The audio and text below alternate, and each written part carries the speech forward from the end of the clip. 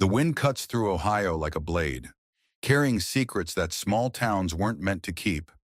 In the dead of winter, when the temperature drops below mercy and the roads turn into graveyards for the unprepared, a man's character reveals itself in the space between stopping and driving on, between helping and walking away, between the person you are and the person you choose to become.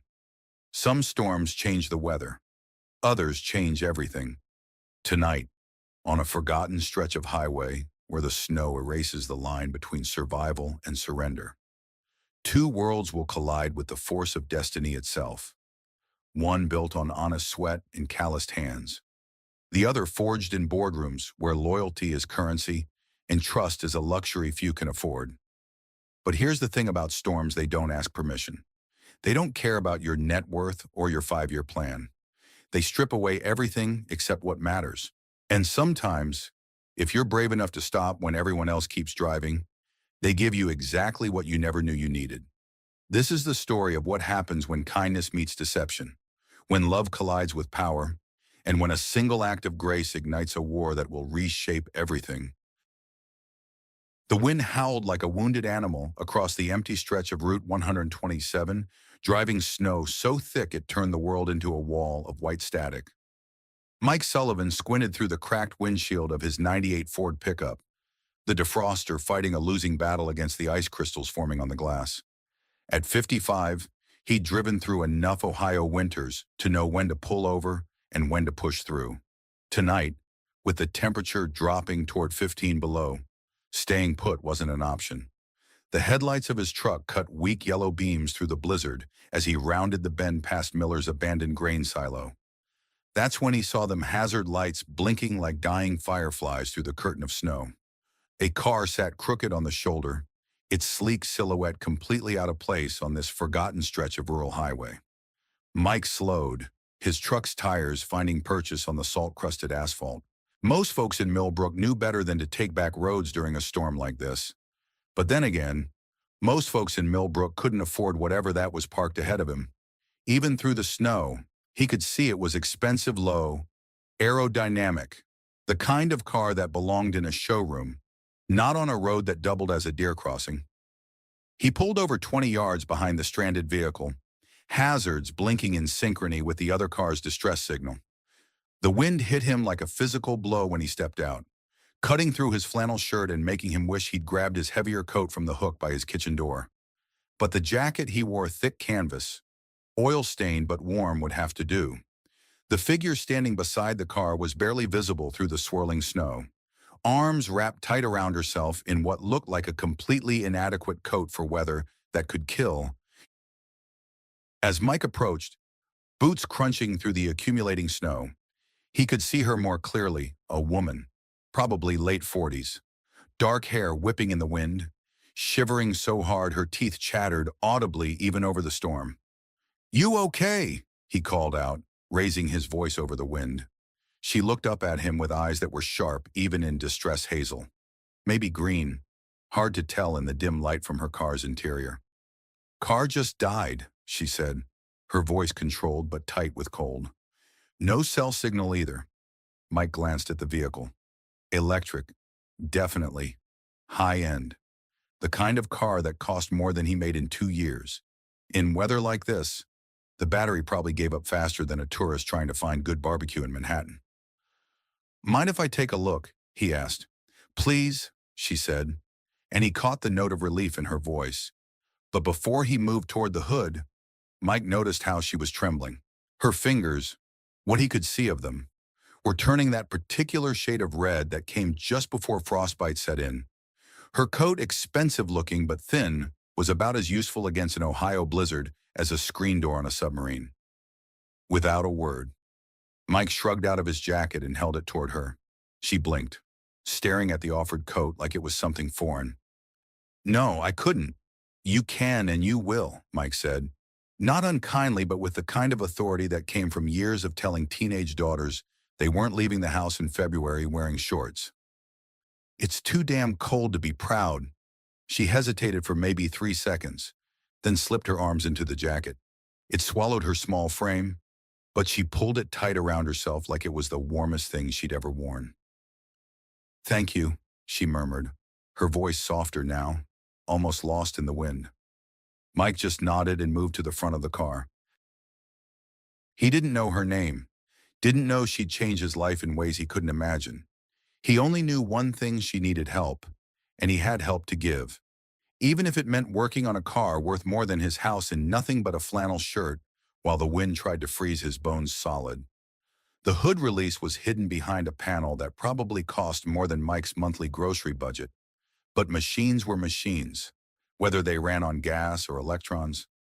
They all spoke the same language if you knew how to listen. The engine bay was a work of art: clean lines, components arranged with the precision of a Swiss watch, everything gleaming even in the dim light from his phone's flashlight. But pretty didn't mean practical. The battery connection was loose, probably from the cold causing metal to contract. The onboard computer had thrown what his daughter Sarah would call a digital tantrum, shutting down non-essential systems to preserve power. Mike had seen similar setups in the newer hybrids that occasionally found their way into his shop, though nothing quite this sophisticated. He tightened the main connection, found the manual reset buried in the owner's manual she'd retrieved from the glove box, and said a quiet prayer to whatever saint watched over stranded motorists in stubborn electronics. "Try it now," he called, stepping back and wiping his numb hands on his jeans. She slid into the driver's seat, still wearing his jacket, and turned the key. The car coughed once, a sound like expensive machinery clearing its throat, then hummed to life with the whisper-quiet efficiency of German engineering. She stared at the dashboard like she hadn't expected it to work. "It's running. Should get you into town," Mike said, already feeling the cold settling into his bones. "Don't turn it off until you're somewhere warm. Computer needs time to recalibrate." She looked at him through the open window, something unreadable in her expression. Reaching into a leather handbag that probably cost more than Mike's monthly mortgage payment, she pulled out a slim wallet. "Please, let me pay you something." "You didn't have to stop." Mike held up his hand before she could open it. "Don't worry about it." Her brow furrowed. "At least let me—" "No charge," he said, already turning toward his truck. "Just part of the job." "But why?" she called after him. Mike paused, glancing back. Snow was collecting in her dark hair, and his oversized jacket made her look smaller, more vulnerable than the sharp-eyed woman who'd first stepped out of that expensive car. "Because someday you might be the one driving by when someone else is stuck," he said. "Pay it forward." She didn't argue again, just watched him with that same unreadable expression as he climbed into his truck. As Mike pulled away, he caught one last glimpse of her in his rearview mirror, still sitting there with the engine running, like she wasn't quite ready to leave the moment behind. Neither of them knew it yet, but that broken-down car had just started something that would change both their lives forever. Mashum. The bell above Sullivan's auto gave its familiar two-note chime as Mike pushed through the door, stomping snow from his boots onto the worn rubber mat. The shop's heat hit him like a warm embrace after 20 minutes of working in sub-zero wind, though it took another 10 minutes before he could feel his fingers again. He hung his flannel shirt, now damp with melted snow, next to the wood-burning stove in the corner and looked around the garage that had been home longer than any place else. The smell of motor oil and steel wool, the neat rows of tools on pegboard walls, the half-finished brake job waiting on the lift, it should have been enough to settle his mind, to let the familiar rhythm of work wash away the memory of sharp hazel eyes and a voice that said, "Thank you," like she meant it. But his jacket was still out there, wrapped around a woman whose name he didn't even know. Mike tried to focus on the job at hand, a 2010 Malibu with a coolant leak that Mrs. Henderson desperately needed fixed before her drive to Cleveland to see her new granddaughter. But every time he reached for a tool, his eyes drifted to the empty hook by the door where his jacket usually hung. Funny how something could be absent and still take up space. She wasn't from around here. That much was obvious. Her car alone was worth more than most houses on Elm Street. But it wasn't just the money that stuck with him. It was the way she'd looked at him when he'd offered his coat, surprised, like she wasn't used to people helping without expecting something in return. Like kindness was a foreign language she'd forgotten how to speak. Mike wiped his hands on a shop rag and leaned against the workbench. Outside, snow continued to fall, blanketing Millbrook in the kind of silence that made the world feel smaller, more fragile. He lived in this town his whole life, had taken over the garage when his father's arthritis got too bad to turn a wrench. It was a good life, if not an easy one, steady customers, honest work, enough money to keep the lights on and put his daughter through her senior year of high school. But sometimes, usually late at night, when the shop was quiet and Sarah was upstairs doing homework, Mike felt the weight of all the things he'd never done, never seen, never risked. He'd married young, started the business young, lost his wife to cancer when Sarah was just 9. For 8 years now, it had been just the two of them against the world, and that was enough. It had to be.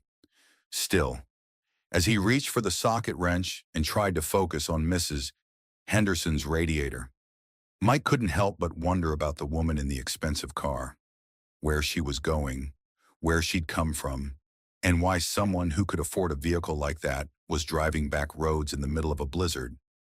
Most of all, he wondered if he'd ever see his jacket again. The next morning dawned clear and bitter cold, the kind of weather that made your breath fog and your cheeks sting within seconds of stepping outside. Mike was already at the shop by 7, coffee steaming in a chipped mug that Sarah had made in middle school pottery class. He'd slept restlessly, dreams filled with hazard lights and hazel eyes, and had given up on sleep when his alarm was still an hour away. He was elbow deep in Mrs. Henderson's engine compartment when he heard the soft hum of an electric motor pulling into the lot. Mike straightened slowly, wiping his hands on a rag that had seen better decades, and turned toward the sound. The car was different, a sleek sedan in midnight blue instead of the silver from the night before, but he recognized the woman immediately. She stood beside the driver's door, his jacket folded carefully over her arm, wearing what looked like a tailored wool coat that probably cost more than his truck. But her expression was the same sharp, intelligent, and carrying something that might have been uncertainty. "Morning," she said, walking toward him with measured steps. "I believe this belongs to you." Mike accepted the jacket, noting that it smelled faintly of expensive perfume and had been cleaned. The oil stains that had been there since Reagan was president were gone, the fabric softer than it had been in years. "Didn't expect to see you again," he said, pulling the jacket on. It felt strange, too clean, like wearing someone else's clothes. "I don't like leaving debts unpaid," she replied. Then, with something that might have been a smile, "Plus, I brought coffee." She gestured toward 2 paper cups sitting on the hood of her car, steam rising from the small holes in their plastic lids. The coffee was from Henderson's Market, the only place in town that sold anything stronger than the diner's burnt offerings. "You didn't have to do that," Mike said, but he was already walking toward the car. "Considerate interest on an overnight loan," she said, handing him one of the cups. They stood in the crisp morning air, breath fogging between them, sipping coffee that was actually good for once. She'd gone to the trouble of finding the one place in Millbrook that knew the difference between coffee and brown water, which meant she'd ask questions, paid attention. "I'm Mike. By the way," he said. "Mike Sullivan." "Victoria," she replied. "Victoria Thompson." The pause was small, barely noticeable, but Mike caught it. He'd been listening to people try to sell him things or avoid paying him for 30 years. He knew the sound of someone choosing their words carefully. "So, Victoria Thompson," he said, "you passing through or lost?" "Neither, really," she said, looking around the garage, the snow-covered lot, the town beyond. "Taking some time off. Figured I'd see how the other half lives." Mike raised an eyebrow. "The other half? People who fix things instead of breaking them," she said, and there was something in her voice, weariness, maybe, or regret. "People who help strangers in snowstorms." They talked for another 20 minutes, standing in the cold, sharing stories that were carefully edited but not entirely false. She told him she worked in automotive consulting, traveled too much, was taking a break from the corporate world.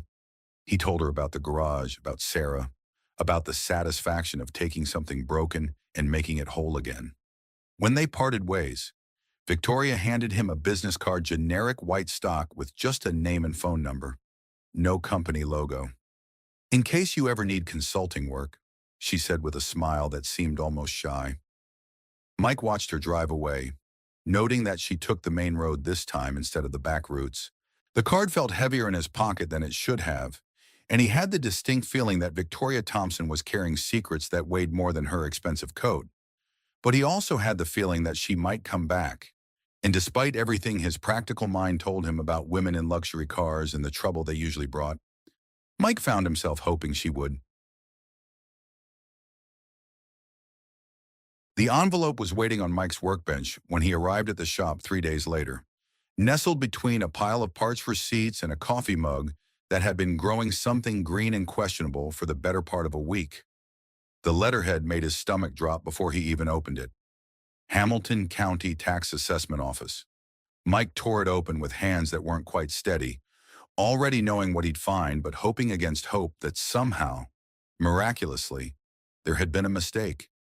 The numbers at the bottom of the page hit him like a punch to the gut. $28, $847.23 in back taxes, penalties, and interest. Final notice: pay within 30 days or face foreclosure proceedings. He sank onto the stool by his workbench, the paper crumpling slightly in his grip. He'd been juggling everything: Sarah's college fund, the mortgage, groceries, parts for customer cars, but the business barely broke even most months. The big chain shops had been stealing customers for years, offering oil changes for less than Mike paid for the oil, subsidizing losses with volume. He'd managed to hold on by specializing in older cars, the kind of vehicles that needed a craftsman's touch rather than a computer diagnostic. But it wasn't enough. Sarah was going to graduate in 4 months. She'd been accepted to Ohio State, had dreams of studying engineering, of building bridges and skyscrapers and things that mattered. Mike had been planning to take out a loan against the garage to help pay for her education. But now, "Damn it," he muttered, rubbing his eyes with the heels of his hands. The garage was more than just his livelihood. It was all he had left of his father, of the life he'd built with Linda before cancer took her away too soon. It was Sarah's inheritance, her safety net, her future.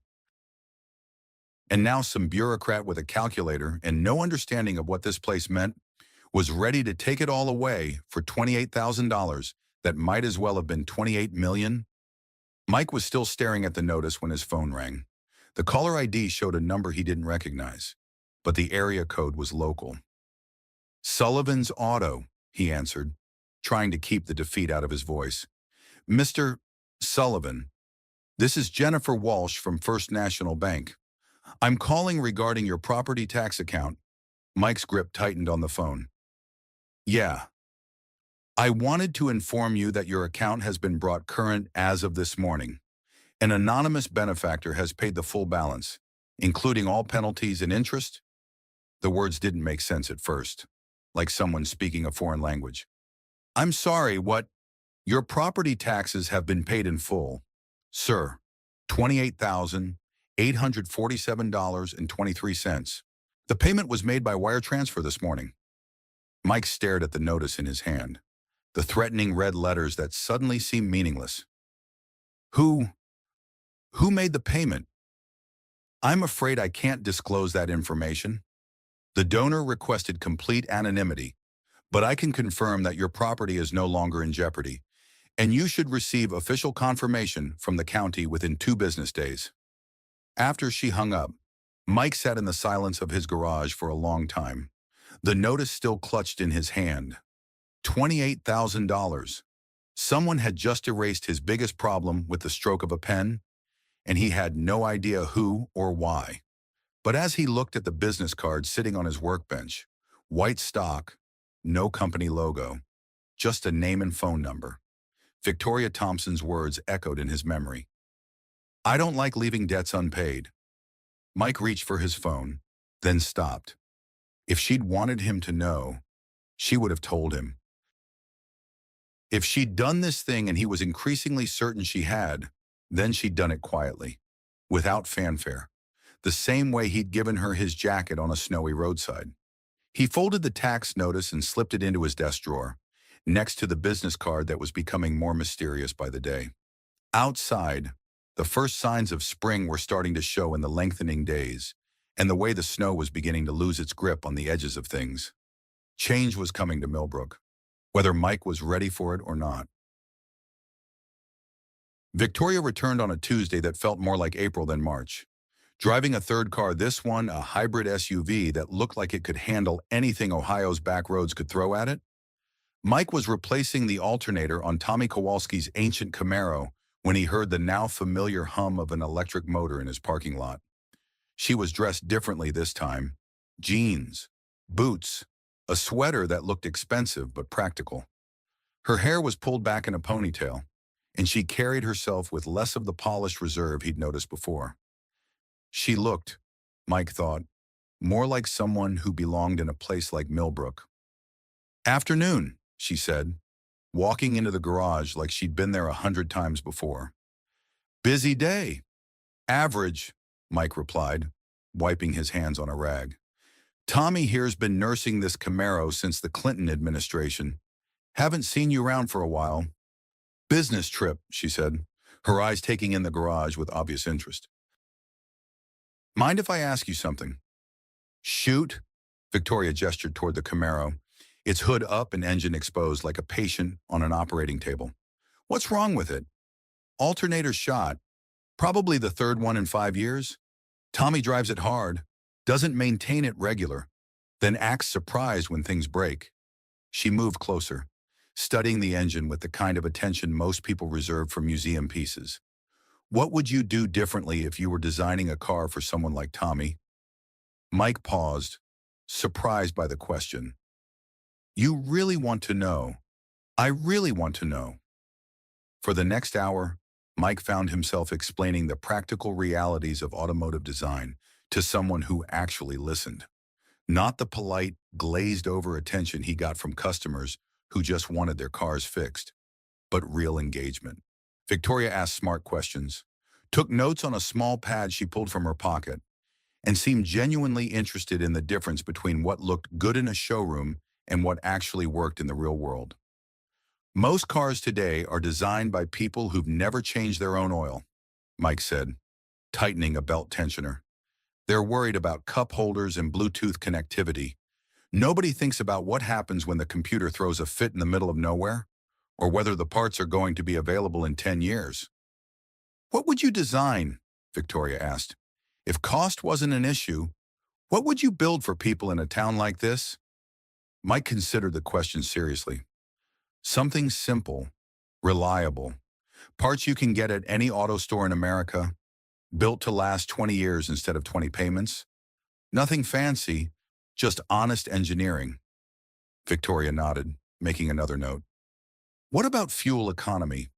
"Matters, but not as much as dependability. Guy like Tommy would rather get 25 miles per gallon for 15 years than 40 miles per gallon for 5.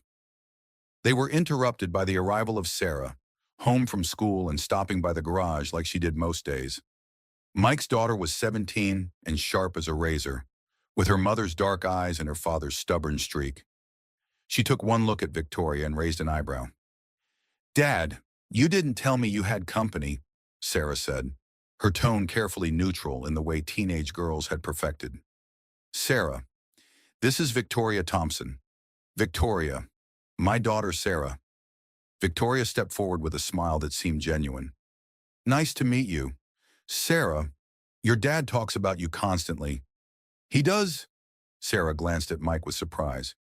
"Says you're planning to study engineering at Ohio State? That's impressive."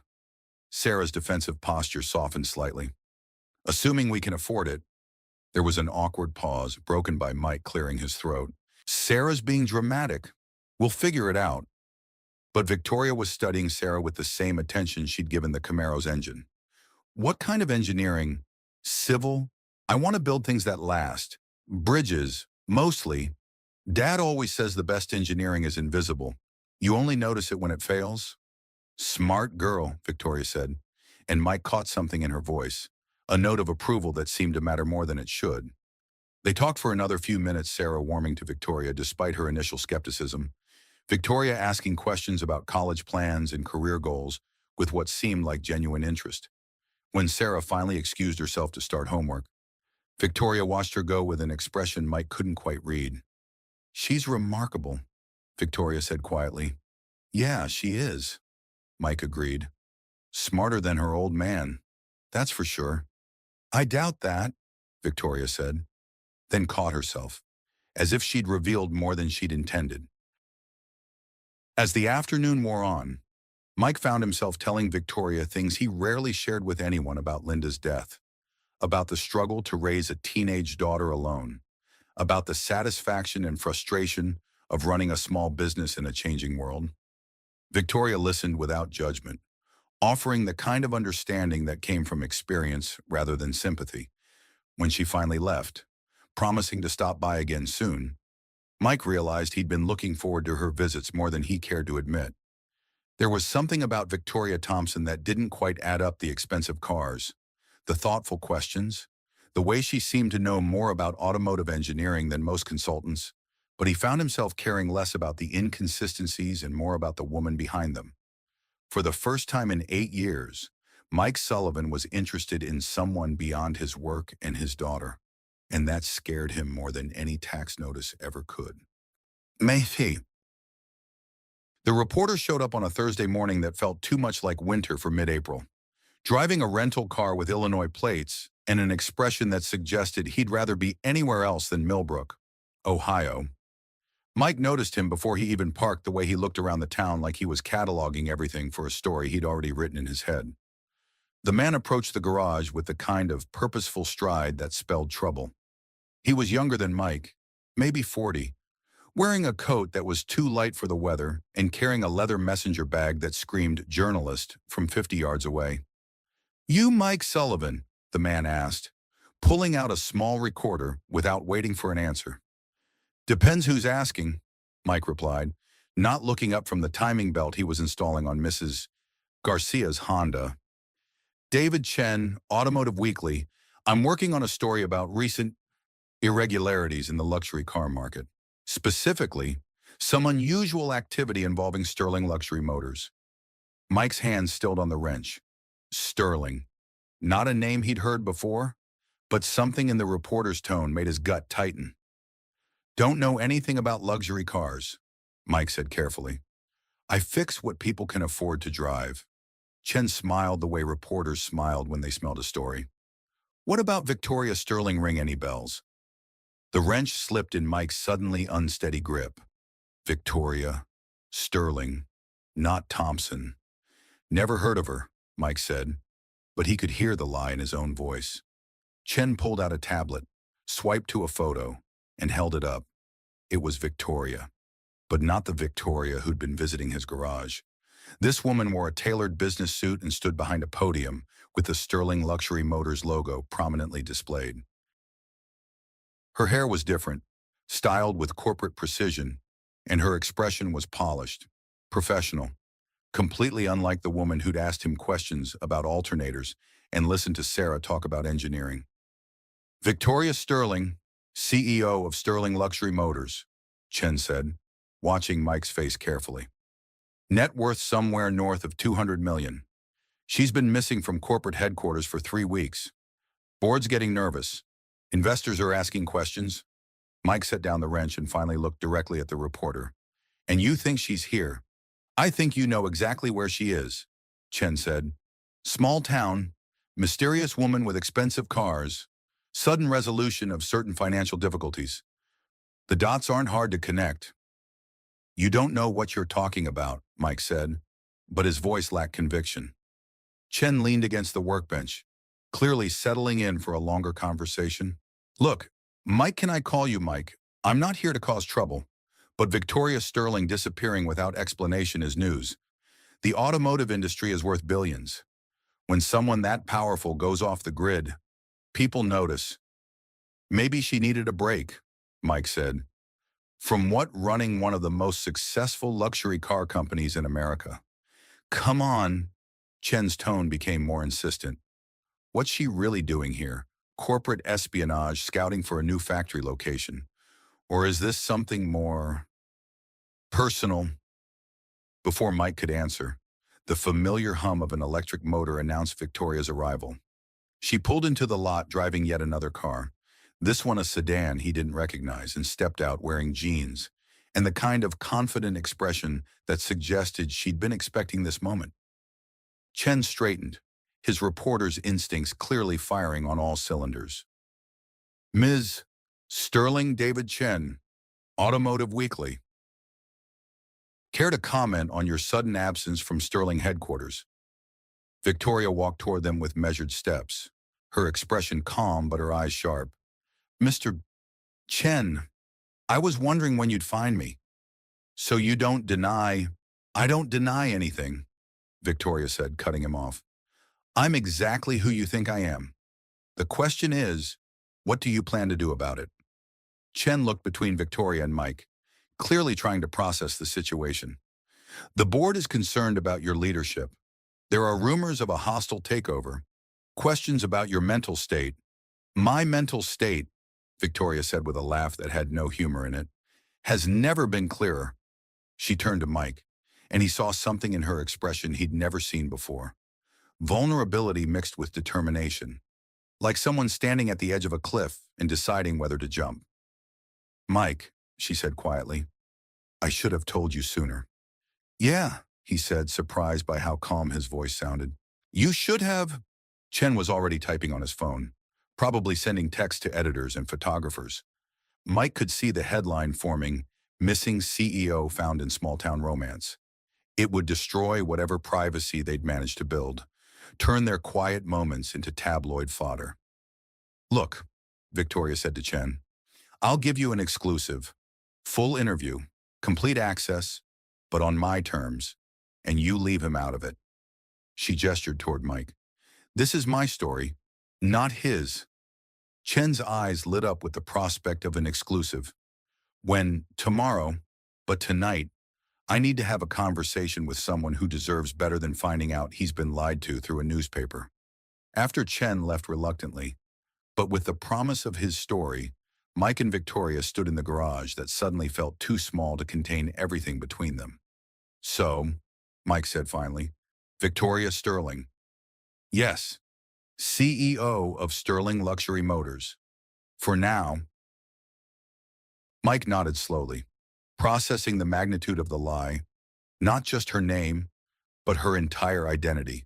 The woman he'd been falling for because that's what had been happening, despite his attempts to convince himself otherwise, was someone who lived in a world so far from his own that they might as well have been different species. Why, he asked, why lie about who you are? Victoria looked around the garage, at the tools hanging on pegboard walls, at the honest clutter of a life built on work rather than wealth. Because I wanted to know what it felt like to be normal, to have someone look at me and see just me. And what do you see when you look at me? Mike asked. Someone real, she said without hesitation. Someone who gave his only jacket to a stranger in a storm. Someone who builds things instead of tearing them down. Mike was quiet for a long moment, weighing the truth against the lie. The woman he'd known against the CEO in the photograph. The tax bill, he said finally. Yes. That was you. Yes. $28,000. Pocket change for someone worth $200 million? Victoria flinched at the bitterness in his voice. It wasn't about the money. No. Then what was it about? It was about making sure you didn't lose everything because you were kind to a stranger. Her voice was quieter now, less certain. It was about paying a debt that had nothing to do with money. Mike wanted to be angry. Part of him was angry at the deception, at the casual way she'd solved a problem that had been keeping him awake at night, at the fundamental dishonesty of everything they'd built together. But a larger part of him was just tired, and maybe a little relieved that the mystery finally had a name. So what happens now? He asked. I don't know, Victoria admitted. Tomorrow I give that reporter his story, and then, I guess we'll see if what we have is strong enough to survive the truth. That night, Mike lay awake staring at the ceiling of his small apartment above the garage, listening to Sarah moving around in her room next door, probably staying up too late texting friends or working on college applications. In 12 hours, the woman he'd been falling for would cease to exist, replaced by a stranger with a corporate biography and a net worth that made their entire relationship seem like some kind of elaborate joke. But as he drifted towards sleep, Mike found himself thinking not about Victoria Sterling, CEO, but about the woman who'd asked smart questions about alternators and listened to Sarah talk about bridge engineering like it was the most fascinating subject in the world. That woman had been real, even if her name hadn't been. The question was whether that would be enough. The interview took place at Henderson's Market, in the small cafe area where Victoria had bought coffee on her first morning back. Chen had brought a photographer and a video crew that seemed enormous for such a small space. But Victoria had insisted on familiar ground for what she knew would be the most important conversation of her professional life. Mike hadn't planned to watch, but curiosity and something that might have been concern drew him to the market during his lunch break. He stood near the magazine rack, pretending to browse while listening to Victoria explain herself to the world. "The board thinks I've had some kind of breakdown," she was saying, her voice steady despite the cameras. "What I've had is a breakthrough. For 15 years, I've been designing cars from behind a desk, making decisions based on market research and focus groups, but I'd never actually spoken to the people who buy our vehicles, never understood what they need." And that brought you to Millbrook?" Chen asked. "A snowstorm brought me to Millbrook," Victoria said with a slight smile. "Everything else was choice.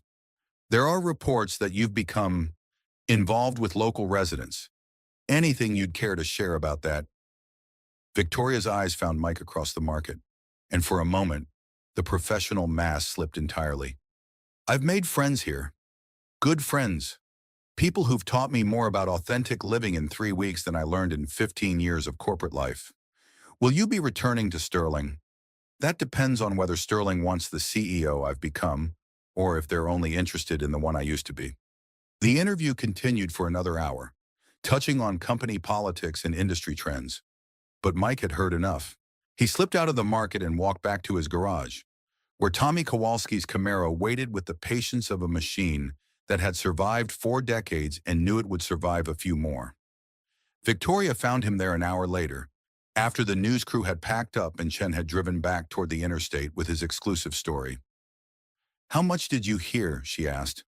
"Enough," Mike said, not looking up from the carburetor he was rebuilding. "Sounds like you're planning to go back." "I don't know what I'm planning," Victoria admitted. "The board wants to meet next week. There are decisions to make."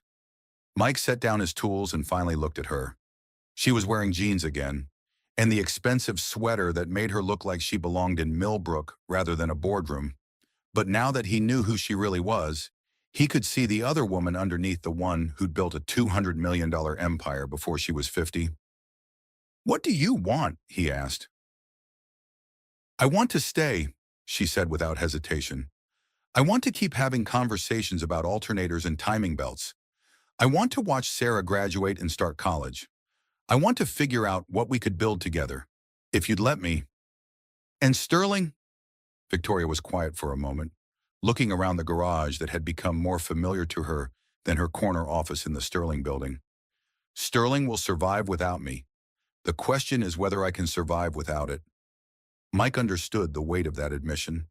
Walking away from everything you'd built, everything that defined you, it was the kind of decision that couldn't be unmade.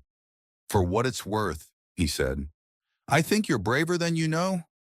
Brave enough to risk everything for a mechanic in small-town Ohio. Brave enough to choose who you want to be instead of who you're supposed to be." Victoria smiled, the first genuine smile he'd seen since Chen had arrived with his cameras and questions. "I might need help with that. Learning who I want to be." "I might know a guy," Mike said, returning her smile. "Fair warning, though he's got a teenage daughter who's probably going to have opinions about this whole situation. I'd be disappointed if she didn't." That evening, Mike called Sarah down from her room and told her everything about Victoria's real identity, about the tax bill, about the complications that came with caring about someone whose world was so different from their own. Sarah listened without interruption, her expression cycling through surprise, anger, and something that might have been understanding. "So she's basically a billionaire," Sarah said when he finished. "Something like that. And she's been hanging around our garage, asking about alternators." "Yep." Sarah was quiet for a long moment, processing. "Dad, you know this is completely insane, right?" "Yeah, I know. Good, just wanted to make sure." Sarah grinned suddenly. "So when do I get to drive one of her fancy cars?" Mike laughed, feeling some of the tension of the last 2 days finally beginning to ease.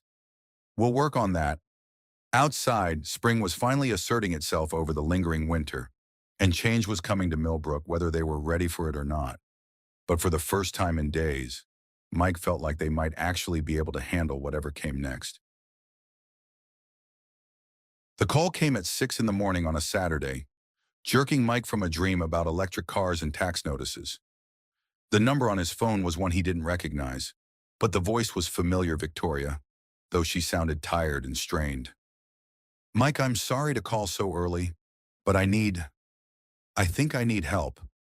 He was fully awake instantly. "Where are you?"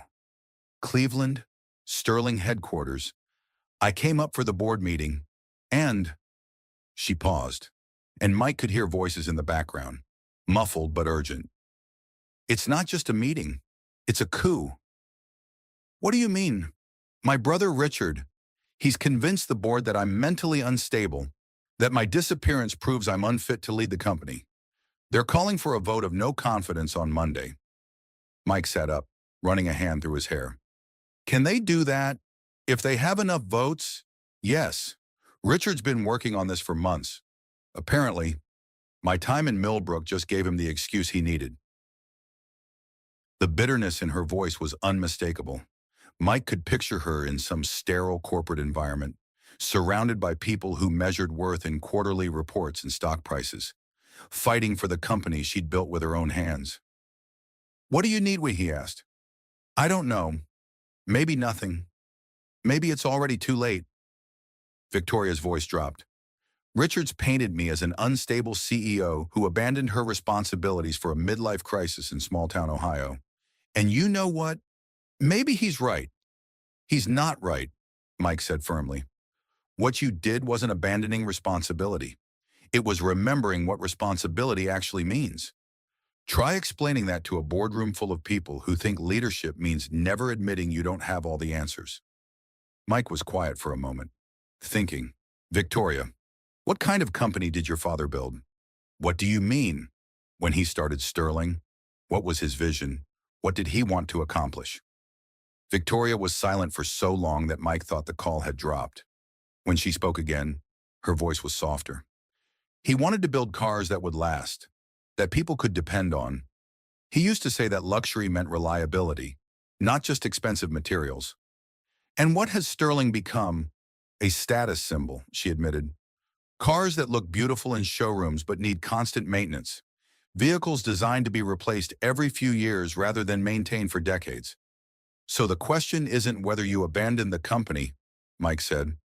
"It's whether the company abandoned its founding principles." Another long pause. "Mike, yeah, would you, would you consider coming to Cleveland? I know it's a lot to ask, but I could use someone in my corner who isn't calculating stock options." Mike looked around his small apartment, at the familiar surroundings that had been his entire world for so long. Sarah was still asleep in the next room, probably dreaming about college and the future she was building for herself. The garage downstairs held 30 years of memories and the promise of steady, honest work. But Victoria needed him, the woman who'd paid his taxes without asking for credit, who'd listened to his daughter talk about engineering like it mattered, who'd spent 3 weeks learning to see the world through his eyes. She needed someone to stand with her when everything she'd built was being torn away. "I'll be there in 2 hours," he said. "Mike, you don't have to." "Victoria," he interrupted. "Yeah, sometimes the bravest thing you can do is ask for help." Sterling Luxury Motors headquarters rose from downtown Cleveland's business district like a monument to success. 30 floors of glass and steel that reflected the morning sun with painful brilliance. Mike had never felt more out of place than he did walking through the marble lobby in his best jeans and the one button-down shirt he owned that didn't have oil stains. The elevator ride to the executive floor felt like ascending into another world, one where the air itself seemed more expensive. Victoria was waiting for him when the doors opened, wearing a charcoal business suit that made her look like the CEO from Chen's photograph. But her expression was pure relief when she saw him. "You came," she said, and Mike heard the surprise in her voice, as if she hadn't quite believed he would. "Of course I came." Victoria led him through a maze of offices and conference rooms, past assistants who looked at Mike with barely concealed curiosity. The Sterling building was impressive in the way corporate headquarters were supposed to be polished. Powerful, intimidating. But Mike found himself thinking about his garage, with its honest clutter and the smell of motor oil and steel. "The meeting's in an hour," Victoria said as they reached her office, a corner space with floor-to-ceiling windows that offered a commanding view of Lake Erie. "Richard's been gathering votes all weekend. My assistant thinks he has enough support to remove me." "What's his argument?" "That I've become erratic, that my behavior over the past month proves I'm not capable of making rational decisions for the company." Victoria sat heavily in her desk chair. "He's not entirely wrong." "About which part?" "I have been making irrational decisions. Paying a stranger's tax bill, spending 3 weeks in a small town asking questions about alternators, falling for a mechanic who lives above his garage." Mike leaned against the window, studying her. "Victoria, what made you start Sterling's electric vehicle division?" The change of subject seemed to surprise her. "Market research. Consumer demand for environmentally friendly luxury vehicles was increasing." "Bullshit," Mike said calmly. Victoria blinked. "Excuse me. You didn't start the electric division because of market research. You started it because you believed it was the right thing to do. Because you saw where the industry was heading and wanted Sterling to lead instead of follow. What's your point?" "My point is that the best decisions you've made for this company came from your gut, not from boardroom consensus. And everything you learned in Millbrook about what people actually need from their cars, about building things that last, that's not irrational, that's exactly what Sterling needs to remember how to do." Victoria was quiet for a moment, looking out at the lake. "The board won't see it that way. Then maybe you need to show them." Before Victoria could ask what he meant, there was a knock on the door.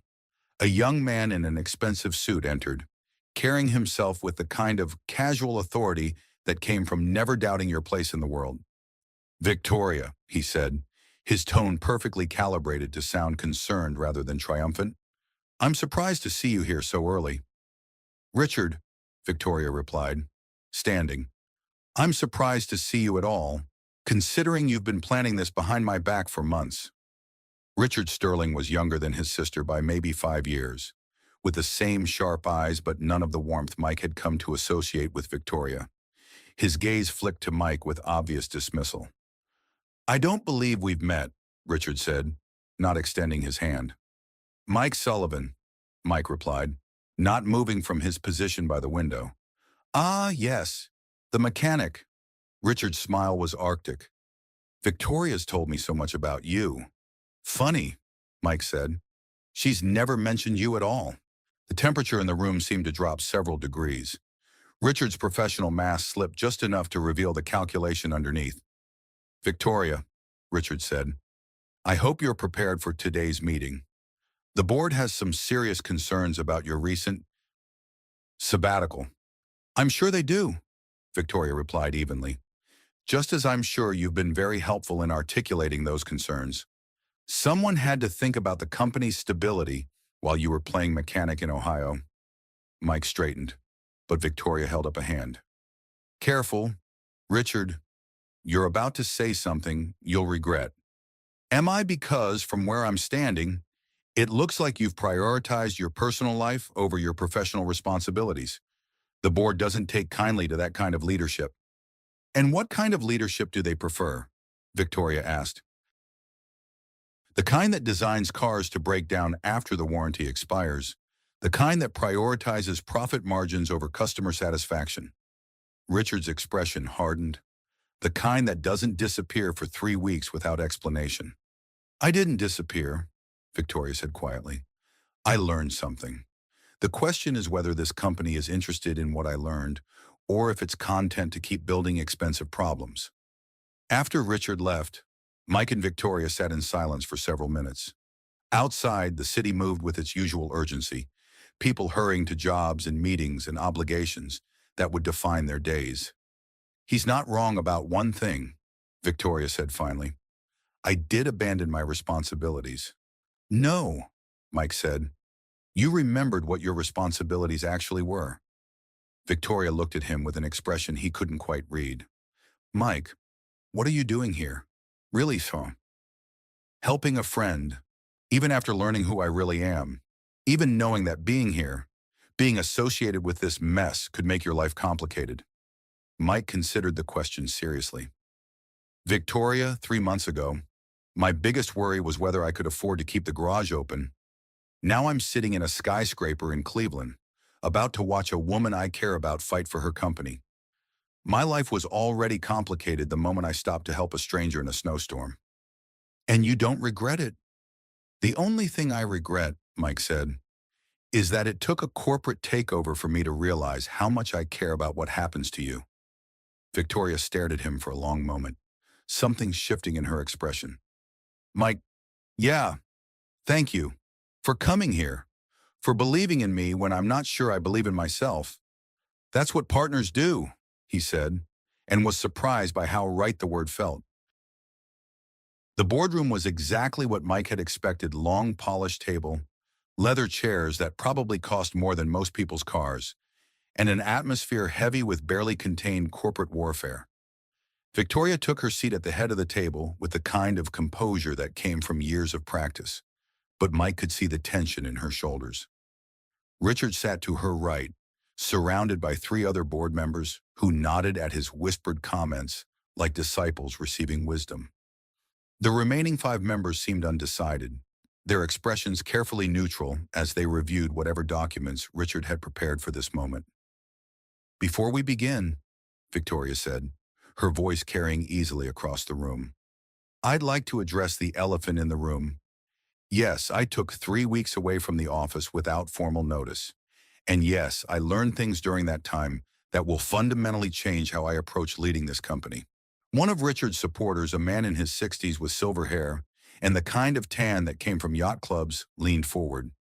Victoria, with all due respect, abandoning your post for a personal crisis isn't the kind of leadership Sterling needs. I didn't abandon my post. Harold, Victoria replied calmly. I went to learn what our customers actually need from us. When was the last time any of us spoke to someone who buys our cars? Not a focus group, not a survey, but an actual conversation with someone who depends on their vehicle every day. That's what market research is for, Richard interjected. Market research told us to build cars that look beautiful in showrooms, Victoria said. It didn't tell us that our customers are frustrated with maintenance costs or that they want vehicles that will still be running in 20 years instead of 20 payments. She gestured toward Mike, who had been sitting quietly in a chair against the wall. This is Mike Sullivan. He runs an independent garage in Millbrook, Ohio. He spent 30 years fixing cars that other people designed, and he knows more about what makes a vehicle reliable than anyone in this room. Harold looked at Mike with obvious skepticism. And this qualifies him to advise a luxury automobile manufacturer. How Mike stood slowly, feeling every eye in the room focus on him. It qualifies me, he said, because I fix what you break. The room went silent. Mike walked to the conference table, placing his hands flat on its polished surface. You want to know what I learned about Sterling cars? He continued. I learned that they're beautiful, sophisticated, and engineered to fail. Your luxury sedans need computer resets every 6 months. Your SUVs have electrical systems so complex that most independent shops can't service them. You've built cars that only Sterling dealerships can maintain. which means you've trapped your customers in a system designed to extract money rather than provide value. That's absurd, Richard said. Sterling vehicles are built to the highest standards. Your highest standards, Mike interrupted, include planning obsolescence into every component. You design cars to be replaced, not maintained. And that's not luxury, that's exploitation. He turned to face the full board. Victoria spent 3 weeks in my garage, learning how cars actually work in the real world. She asked questions none of you have thought to ask. What happens when the warranty expires? What happens when the nearest dealership is 200 miles away? What happens when someone needs their car to work? Not just look good. Harold's expression had shifted from skepticism to something that might have been interest. And what did she learn? She learned that real luxury means reliability, Mike said. She learned that customers want cars they can depend on, not cars they have to baby. And she learned that the company her father built, a company that stood for quality and dependability, has lost its way. Victoria stood, her composure absolute. Mike is right. Sterling has become everything my father warned against. We've prioritized quarterly profits over long-term value, and our customers are paying the price. So what do you propose? Asked one of the undecided board members. I propose we remember what Sterling was supposed to be, Victoria said. I propose we design cars for people like Mike's customers, people who need their vehicles to work, day after day, year after year. I propose we build cars that independent mechanics can service, using parts they can actually obtain. Richard laughed, but there was no humor in it. You're talking about abandoning everything that makes Sterling profitable. I'm talking about building something better than profitable, Victoria replied. I'm talking about building something sustainable. The vote, when it came, was closer than anyone had expected. Richard had his 3 guaranteed supporters, but the undecided members had been swayed by Victoria's argument, or perhaps by the simple honesty of a mechanic who'd driven 2 hours to stand up for what he believed in. 7 votes for Victoria to remain as CEO, 5 votes against. Richard's carefully orchestrated coup had failed, but Mike could see in his expression that this was far from over. As the board members filed out, making polite conversation and avoiding eye contact with the defeated faction, Victoria remained seated at the head of the table. Well, she said quietly, that was terrifying. You did good, Mike said, taking the chair beside her. We did good, Victoria corrected. Thank you for being willing to speak up. I know this isn't your world. Mike looked around the boardroom, with its expensive furniture and commanding view of Lake Erie. No, it's not, but you are, and that makes it worth understanding. Victoria studied him for a long moment. Mike, what we're talking about completely restructuring how Sterling operates, it's going to be complicated, expensive. It might not work. Might not, Mike agreed, but it also might be exactly what the automotive industry needs. Would you? Victoria paused, as if the question was harder to ask than anything she'd said in the boardroom. Would you consider helping not as a consultant or an employee, but as a partner? Someone who could help Sterling remember how to build cars that actually serve the people who drive them? Mike was quiet for a long moment, thinking about his garage in Millbrook, about Sarah's college plans, about the life he'd built from honest work and stubborn determination.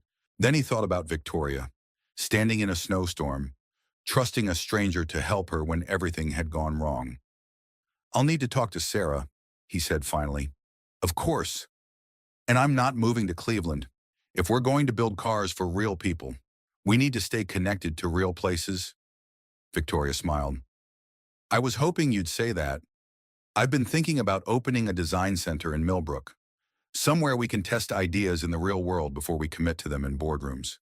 That, Mike said, sounds like the beginning of something interesting. 6 months later, Mike stood in the bay of what had once been Sullivan's Auto, watching Sarah and Victoria work together on the prototype of Sterling's first real-world vehicle. The garage had been expanded, modernized, and equipped with technology that would have seemed like science fiction a year ago. but it still smelled like motor oil and honest work. The car they were building looked nothing like traditional Sterling vehicles. It was simple, sturdy, designed to be maintained by any competent mechanic with standard tools. The computer systems were robust but accessible. The parts were built to last, and every component had been tested not in a laboratory, but on the back roads of rural Ohio. "Dad, come look at this," Sarah called from behind the wheel. She was spending her gap year working with the Sterling design team, earning money for college while learning engineering from the ground up. The diagnostic system actually makes sense. Mike walked over, noting how naturally Victoria and Sarah worked together.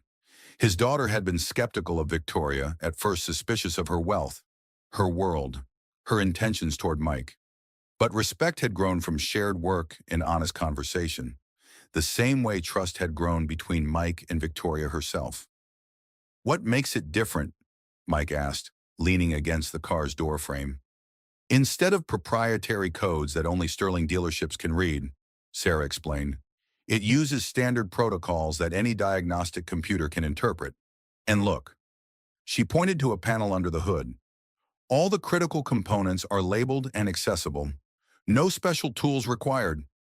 Victoria appeared from the other side of the car, her hair pulled back in a ponytail, wearing jeans and the kind of satisfied expression that came from solving a complex problem. "We're calling it the Sterling Millbrook Edition," she said. "Honest luxury for honest people." The name had been Mike's idea, though Victoria had been the one to make it official. Sterling had faced significant resistance from dealers and traditional customers when they announced the new line, but pre-orders had exceeded all expectations. People wanted cars they could depend on, vehicles that wouldn't strand them when the nearest dealership was hundreds of miles away. "How's your brother taking the news?" Mike asked. Victoria's expression darkened slightly. "Richard's still fighting me at every board meeting. He thinks we're diluting the brand, destroying everything Sterling represents. But the numbers don't lie. We're profitable, growing, and building cars that people actually want to keep." The success hadn't come without costs. Victoria had faced down 2 more takeover attempts, weathered brutal criticism from automotive traditionalists, and dealt with the constant pressure of proving that her vision was more than just idealistic dreaming. But she'd also found something she'd never had before work that felt meaningful beyond quarterly reports and stock prices. "Speaking of which," Victoria said, "I got a call from the board this morning. They want to expand the real-world division. 5 new models over the next 3 years, all built on the same principles." "That's great news," Mike said. "It is, but it means we'll need more space, more staff. We'll have to decide whether to stay small and focused or grow into something bigger." Mike looked around the expanded garage, thinking about how much had changed since that snowy night when he'd stopped to help a stranger. His life had become more complicated than he'd ever imagined, but also richer in ways he was still learning to appreciate. "What do you think?" Victoria asked. "I think," Mike said slowly, "that we build what people need. At the pace we can do it right. Growth for the sake of growth is how companies lose their way." Victoria smiled. Spoken like a true partner. The word still felt new, even after months of using it. Partners in business, partners in the strange experiment of building cars that prioritize function over fashion, partners in the even stranger experiment of 2 people from completely different worlds learning to build a life together. Sarah emerged from under the hood, wiping her hands on a rag that had probably been in the garage since before she was born. "Dad, Victoria, you need to see this." She led them to her laptop, where she'd pulled up news coverage of the Detroit Auto Show. Sterling's Millbrook edition had won 3 awards, including one for innovation in accessible design. But more importantly, other manufacturers were starting to take notice. Several major companies had announced plans for simplified luxury lines, vehicles designed for long-term ownership rather than frequent replacement. "We're changing the industry," Sarah said with the kind of satisfied amazement that came from watching impossible things become real. "We're remembering what the industry was supposed to be," Victoria corrected. "Your father taught me that. Sometimes the most radical thing you can do is go back to basics." That evening, after Sarah had left for a date with Tommy Kowalski, who had graduated from high school and was now learning automotive technology at the local community college. Mike and Victoria sat on the small deck behind the garage, watching the sun set over Millbrook. The town had changed too. The Sterling Design Center had brought jobs, young engineers, and a sense of possibility that had been missing for years. "Any regrets?" Mike asked, referring to the corporate life Victoria had essentially abandoned. "Only one," Victoria said. "What's that?" "I regret that it took a breakdown in a snowstorm for me to find out who I really wanted to be." Mike reached for her hand, fingers intertwining with the natural ease that had developed over months of shared work and quiet evenings. "Maybe that's not something to regret. Maybe that's just how life works. You don't know what you need until you're forced to ask for help." Victoria smiled, the kind of smile that came from understanding something fundamental about yourself. "In that case, I'm grateful for broken-down cars and stubborn mechanics who stop to help strangers. And I'm grateful for stubborn CEOs who aren't afraid to get their hands dirty." They sat in comfortable silence as the light faded. Two people who had found something neither had been looking for: a partnership built on mutual respect, shared values, and the kind of trust that came from seeing each other at their most vulnerable and choosing to stay anyway. In the distance, a car approached on the main road, one of the new Sterling Millbrook Edition sedans, its headlights cutting clean beams through the gathering dusk.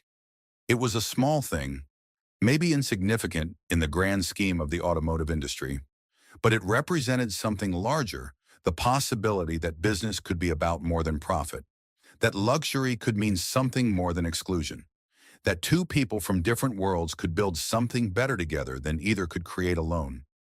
Mike squeezed Victoria's hand, and she squeezed back. In the garage behind them, Sarah's engineering textbooks lay open next to blueprint for Sterling's next vehicle. Tomorrow would bring new challenges, new problems to solve, new opportunities to choose between the easy way and the right way. But tonight, in the quiet of a small Ohio town, three people who had found each other through broken cars and honest work were building something that might just last forever. The snow started falling again just after Thanksgiving, the first real accumulation of what the Weather Service was calling a potentially harsh winter. Mike was closing up the garage when Victoria pulled into the lot, driving the same model of electric sedan that had stranded her on Route 127 almost exactly 1 year ago. She stepped out wearing jeans and boots, and the kind of smile that suggested she was remembering the same thing he was. "Car trouble?" Mike asked, walking toward her with a grin. "You could say that," Victoria replied, popping the hood with theatrical seriousness. "I think it needs a complete inspection. Might take all night." Mike looked under the hood at the pristine engine bay, noting the small wrapped box sitting where the air filter should have been. He glanced at Victoria, who was trying very hard to look innocent. "This is highly irregular," he said, playing along. "Emergency repairs often are." Mike lifted the box from the engine bay, noting its weight and the careful way Victoria was watching his face. Inside, nestled in velvet, was a key. Not a car key, something older, heavier, more significant. "What's this?" he asked. Victoria stepped closer, suddenly serious despite the playful setup. "It's the key to the house on Maple Street, the blue one with the big garage that went up for sale last month." Mike stared at the key, understanding beginning to dawn. "Victoria, I bought it," she said quickly, as if the words might lose their courage if she didn't say them fast enough. "For us, if you want. Sarah's leaving for college in the fall, and I hoped. Maybe it was time we stopped living above the garage." The house on Maple Street was a classic Ohio farmhouse, built in the 1920s with good bones and character that newer constructions couldn't replicate. It sat on 2 acres at the edge of town, with room for gardens and projects and the kind of life that neither of them had dared to imagine a year ago. "You bought us a house," Mike said, still processing. "I bought us a possibility," Victoria corrected. "The house comes with it." Mike looked at the key, then at Victoria, then at the garage that had been his world for so long. Change had been coming gradually for months: the expansion of the business, The partnership with Sterling, the slow transformation of his small-town life into something larger and more complex. But this felt different. This felt like a decision point, a moment when they stopped adapting to circumstances and started actively choosing their future. "There's something else," Victoria said, reaching into her coat pocket. This time she pulled out a small velvet box, the kind that made Mike's heart skip in a way that had nothing to do with engine diagnostics. "Victoria," he said, his voice rougher than he intended. "I know this is backward," she said, opening the box to reveal a simple platinum band. "I know I'm supposed to wait for you to ask, supposed to follow traditional protocols, but I've never been good at traditional protocols, and I don't want to wait anymore." The ring caught the light from the garage's overhead fluorescence, throwing small rainbows onto the concrete floor. It was beautiful in its simplicity, no massive diamond, no ostentatious display of wealth, just a circle of precious metal that somehow managed to represent everything they'd built together.